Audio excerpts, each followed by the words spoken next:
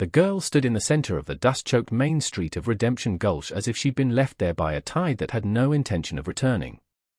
She was 18, maybe, with hair the color of polished jet pulled back in a simple, severe knot at the nape of her neck. Her dress, once white, was the color of the road, a tattered prairie garment that hung on her slight frame like a shroud. But it was her feet that held the eye. They were bare, caked with the grime of 100 miles of unforgiving Nevada territory, the soles calloused but the skin above them still vulnerable. She stood perfectly still, a porcelain figure in a world of raw timber and baked earth, while the life of the town swirled around her like a hostile current. Jude saw her the moment he rode his black gelding past the assay office. He was a man accustomed to noticing things others missed, a skill honed by years of sleeping with one eye open. He saw the way the blacksmith's wife pulled her children closer as she passed the girl. He saw the smirks on the faces of the two prospectors leaning against the saloon's bat-wing doors.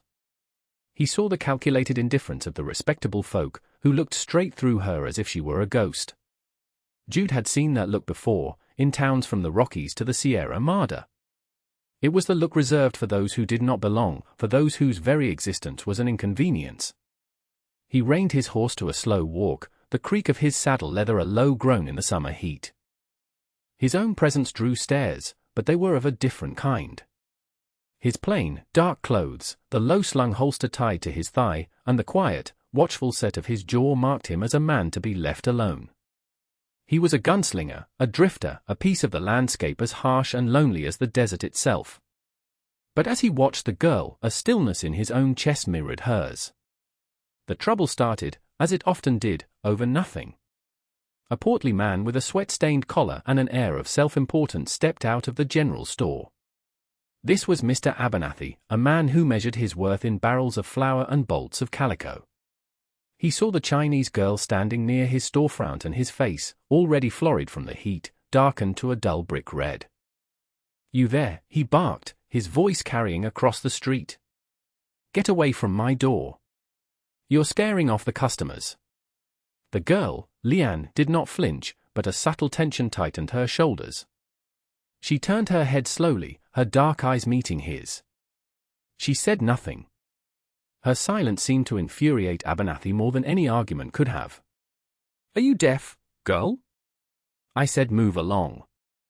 We don't want your kind loitering here. Go on, git." He flapped a hand at her as if shooing a stray dog. Leanne took a single, deliberate step back from his storefront, moving from the wooden boardwalk onto the dusty street proper. It was an act of compliance, but there was no fear in it, only a weary dignity. Jude watched, his hands resting on his saddle horn. He knew this dance. The bully pushes, the victim yields, and the crowd, by its silence, gives its consent. But Abernathy wasn't satisfied. Her quiet obedience felt like defiance. He wanted her to scurry. He wanted her to be afraid. He stepped off the boardwalk, closing the distance between them. "I know what you are. You're one of Thorne's runaways, aren't you? Come to town to steal what you can't earn." He jabbed a thick finger toward her. "Empty your pockets."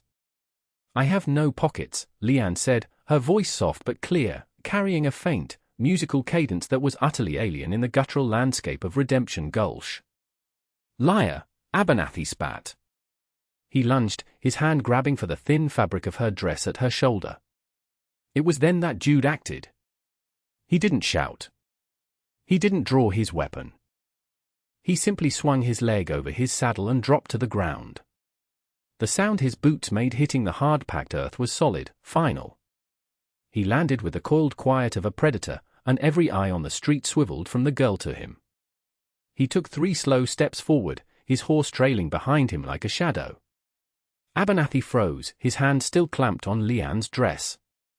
He looked at Jude, taking in the worn leather of his gun belt, the cold neutrality in his grey eyes. Fear and bluster warred on the shopkeeper's face. "This is none of your affair, stranger," Abernathy said, trying to sound authoritative. "You put your hands on her," Jude stated. It wasn't a question or an accusation. It was a simple observation, delivered in a low, flat tone that cut through the afternoon haze. "Take your hand off." She's a thief. A vagrant. I don't care if she's the Queen of England, Jude said, his voice dropping even lower. Take your hand off. The pressure in the street became a physical thing. The clang of the blacksmith's hammer ceased. The tinny piano from the saloon fell silent. Abernathy's face paled. He could feel the weight of the town's gaze, and worse, the unblinking stare of the man before him. Slowly, resentfully, he released the fabric of Leanne's dress. He took a half-step back, trying to salvage some shred of his authority. This town has laws, he blustered. It also has manners, Jude replied, his eyes never leaving Abernathy's. You seem to be fresh out. He didn't move, didn't threaten, but the space around him seemed to crackle with unspoken violence. Abernathy, for all his pompous cruelty, was a merchant, not a fighter. He recognized a line he could not cross. With a final, venomous glare at Leanne, he turned and stomped back into his store, the door slamming shut behind him. The spell was broken. The town exhaled. The blacksmith resumed his hammering, the piano player struck a hesitant chord.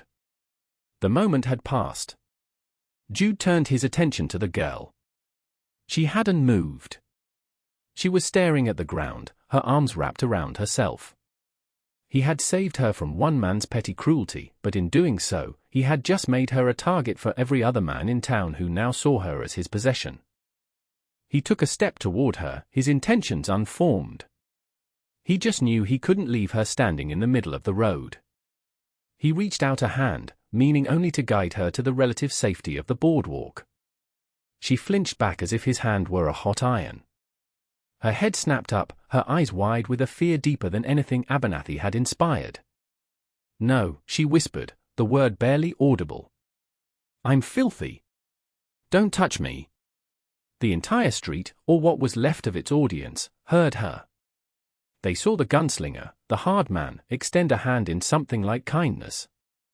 And they saw the barefoot Chinese girl, the lowest of the low, reject him. A few men chuckled. The rejection was a small, satisfying restoration of the natural order. But what the lonely gunslinger did next shocked them all. He didn't withdraw his hand. He didn't scowl or curse.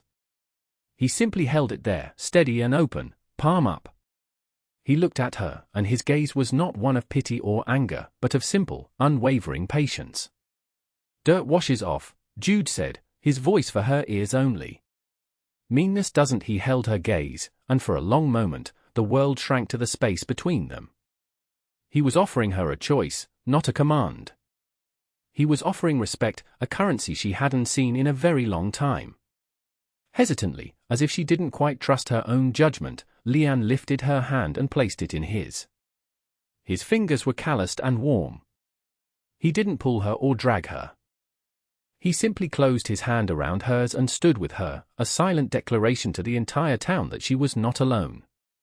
And for the first time since she had walked into Redemption Gulch, Leanne felt the ground beneath her bare feet feel a little more solid. Jude led her away from the center of the street, his horse following dutifully. He walked her toward the town's only hotel, a 2-story clapboard building that looked less than sturdy. The stairs followed them, a mixture of curiosity, contempt, and grudging respect. He had claimed her, in their eyes. He had marked her as his. The truth was far simpler and far more complicated.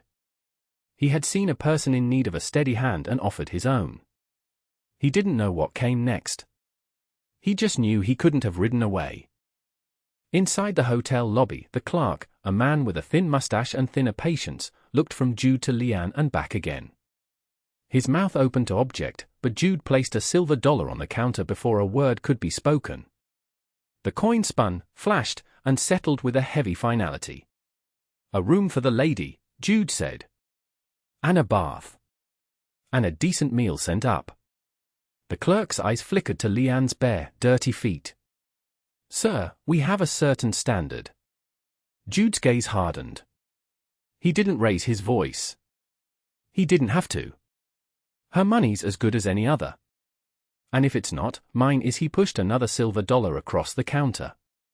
For your trouble. The argument died in the clerk's throat. He took a key from a hook on the wall and slid it across the counter. Room 7. Top of the stairs. Jude took the key and handed it to Leanne. Her fingers were trembling slightly as she took it. He then walked her to the hotel's small, stuffy dining room. He sat her at a corner table and ordered 2 plates of beef stew and a pot of coffee from a sullen waitress. They sat in silence, the clatter of cutlery and the low murmur of other diners filling the space between them. He could feel her discomfort. She sat ramrod straight, her hands clenched in her lap, as if expecting to be thrown out at any moment. When the stew arrived, she stared at it as if she didn't know what to do. Jude picked up his own spoon and started to eat, making no move to watch her. After a moment, he heard the quiet scrape of her spoon against the bowl. He risked a glance. She was eating slowly, carefully, but with the deep, desperate hunger of someone who hadn't had a proper meal in days. "My name is Jude," he said quietly, not wanting to startle her. She looked up, her eyes dark and deep. She swallowed before speaking. Leanne. It was the first time they had exchanged names. It felt like a threshold had been crossed. "You running from something, Leanne?" She shook her head, her gaze dropping back to her bowl. "Running to something. What's that?" "A town called Harmony Creek. My brother is there. He works for the railroad." She pulled a worn, folded piece of paper from a hidden seam in her dress. It was a letter, the paper softened with handling, the ink faded. "He sent for me. From San Francisco." "Harmony Creek is another 70 miles north," Jude said. "That's hard country to cross on foot." "I know," she whispered. He didn't ask why she was alone or how she had lost her shoes and her belongings. The story was written in the weariness of her posture and the haunted look in her eyes. She had been robbed, or worse. He didn't need the details. The world was full of men like Abernathy, and worse than Abernathy. As they finished their meal, a shadow fell across their table. Jude looked up. 2 men stood there, both large and carrying themselves with the easy arrogance of men who were used to taking what they wanted. Jude recognized their type instantly. They were enforcers. Hired muscle. "Bartholomew Thorne wants a word with you, friend," the taller of the 2 men said. His voice was a low rumble. Jude's hand, which had been resting on the table, casually dropped to his lap, closer to the cold peacemaker at his hip. "I don't know any Bartholomew Thorne." "He knows you. And he knows his property." The man's eyes slid to Leanne, a possessive, ugly look in them. "The girl belongs to him. She ran out on her contract at the mining camp." Leanne went pale. She shrank back in her chair, a small, wounded sound escaping her lips. "She's a free woman," Jude said, his voice dangerously soft. The man chuckled, a humorless sound. "Not in this territory, she ain't. Mr. Thorne holds the paper on 100 workers just like her. She's his, and he wants her back. You can come with us easy, or you can come with us hard. Makes no difference." Here it was. The real threat. Abernathy had been the town's ugly face, but Thorne was its iron fist. He was the man who owned the freight lines, the largest mining claim, and apparently, the people. Jude had a choice. He could hand her over. He could walk away, ride out of town, and be 70 miles away by morning, free and unburdened. It was the smart thing to do. It was the sane thing to do. His life was his own because he never tied it to anyone else's. He looked at Leanne. He saw the raw terror in her eyes, the complete and utter hopelessness. He saw the faint lines of dirt on her neck, the tattered sleeve of her dress. And he remembered her words on the street. "I'm filthy. Don't touch me." It wasn't a rejection. It was a plea. It was the sound of a person who had been made to believe she was worth nothing. Something inside him, a part he thought had died long ago on a dusty battlefield, made the choice for him. He slowly rose to his feet, placing himself between Thorne's men and the table. "I believe the lady has other plans," Jude said. The confrontation was swift and brutal. The men had expected fear, or at least negotiation. They got neither. Jude moved with a speed that was deceptive in a man his size. He didn't draw his gun. That would bring the law, and he wasn't sure whose side the law would be on. Instead, he used his hands, his elbows, his entire body as a weapon. The fight was over in less than a minute. One of Thorne's men was left nursing a broken nose, the other groaning on the floor, clutching his ribs. Jude stood over them, breathing steadily. The dining room was in an uproar. He turned to Leanne, who was staring at him, her eyes wide with a mixture of fear and awe. He took her arm, gently this time. Time to go. He threw a few more coins on the table to cover the meal and the damages and guided her out of the room, leaving the mess and the shocked whispers behind them.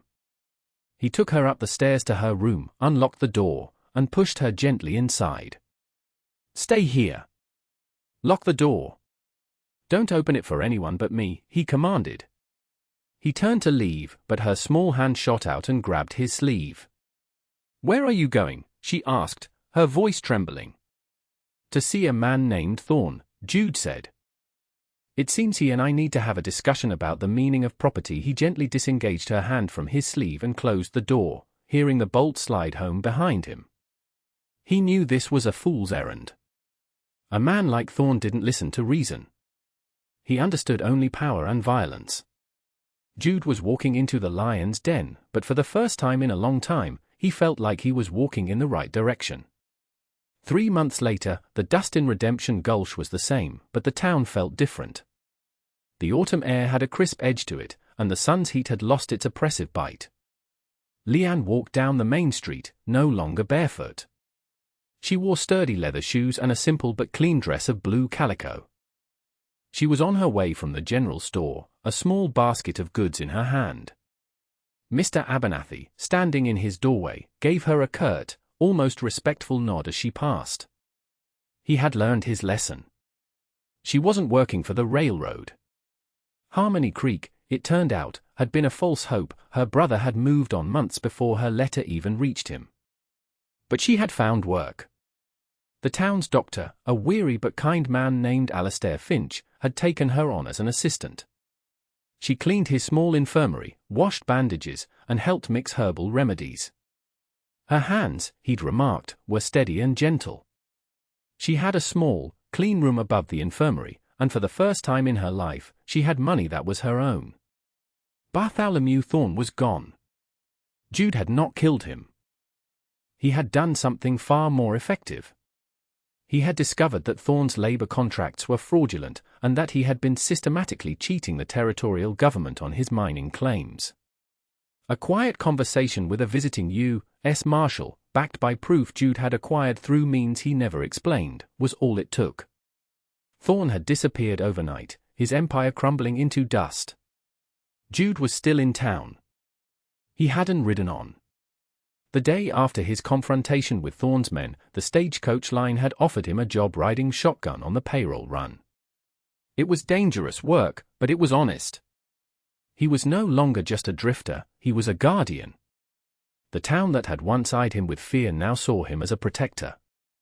He was still a quiet man, but the loneliness that had clung to him like a shroud had begun to lift. He was waiting for her now, leaning against the rail of the boardwalk outside the doctor's office. He wasn't on his black horse. He was on his own 2 feet.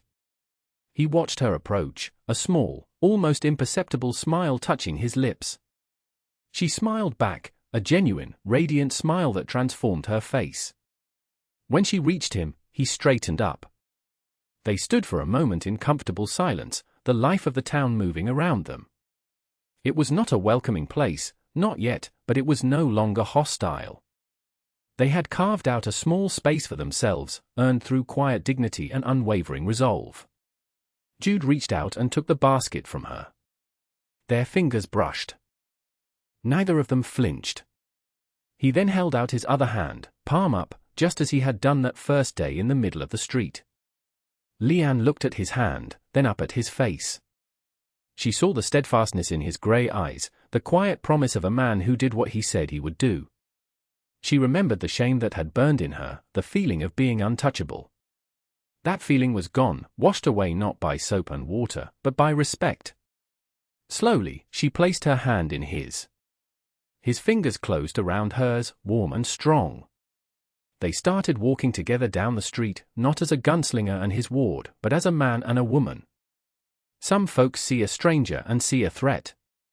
Others just see a person who needs a steady hand.